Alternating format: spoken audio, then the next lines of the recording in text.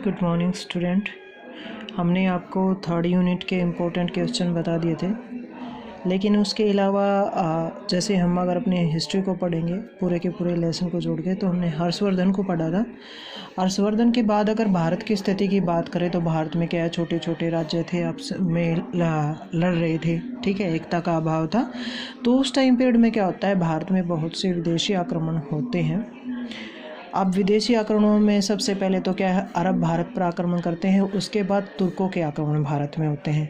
तो अरब आक्रमण की बात करें तो अरब का जो भारत में आक्रमण होता है वो मोहम्मद बिन कासिम के नेतृत्व में होता है, और वो सिंध के ऊपर आक्रमण करता है और यहाँ जीत जाता है।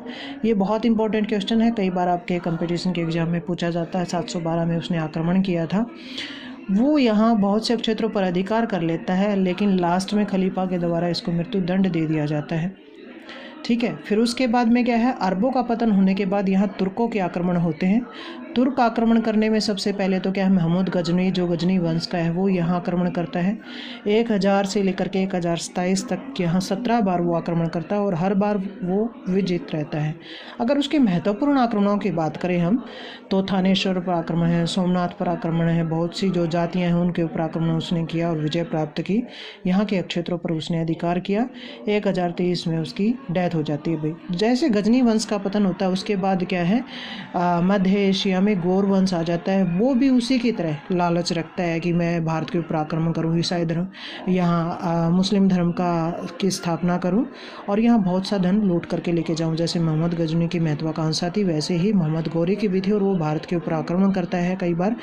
आरंभ में तो क्या होता है, उसको पराजय का सामना करना पड़ता है, क्योंकि मोहम्मद गजनी के जैसा वीर नहीं है वो आक्रमण करने वाला मोहम्मद गौरी, लेकिन फिर छल कपट के साथ वो जीत जाता है। अगर उसके महत्वपूर्ण आक्रमणों की बात करें तो मुल्तान पर, गुजरात पर, फिर तराइन के दोनों लड़ाइयाँ होती है पृथ्वीराज चौहान के साथ, और दूसरी लड़ाई में क्या है, पृथ्वीराज चौहान हार जाता है, मोहम्मद गौरी जीत जाता है।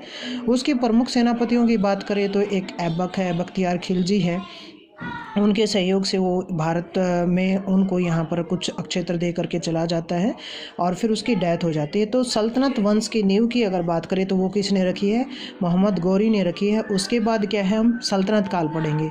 तो पहले हमारे ये इम्पोर्टेंट है क्योंकि आरंभिक जो तुर्क हैं उनका ये दे रखा है, ठीक है। पहले हम इसको पढ़ेंगे पूरे लेसन को, ये मॉडर्न बुक में दे रखा है। अगर आपके पास नहीं है तो मैं इसको भेज दूँगी, क्योंकि जो भी हिस्ट्री हम उसको लिंक करके पढ़ेंगे ना, तभी तो समझ में आएगा अच्छे से। वो इंपॉर्टेंट क्वेश्चन तो आपने कर लिए होंगे, तो हम धीरे धीरे इसको भी करेंगे भाई।